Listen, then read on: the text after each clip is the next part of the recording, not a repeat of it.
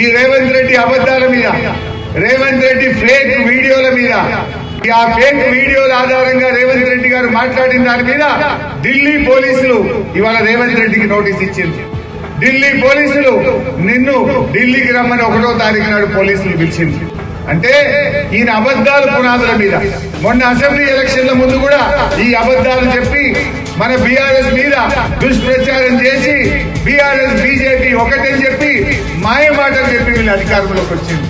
ఆయన పాపం పండింది. ఇవాళ ఢిల్లీ పోలీసులు ఈయన అబద్దాల మీద గోబల్స్ మీద ఇవాళ నోటీస్ ఇచ్చి ఢిల్లీకి పిలిచింది. నేను ఒకటే అంటున్నా, ఇదే కేసులో అస్సాంలో ఒకరిని అరెస్ట్ చేసింది.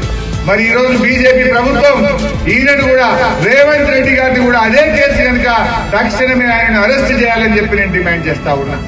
మీరు అరెస్ట్ చేయలేదంటే మోడీ గారు మన రేవంత్ రెడ్డి ఇద్దరు కలిసిపోయినట్టే లెక్క.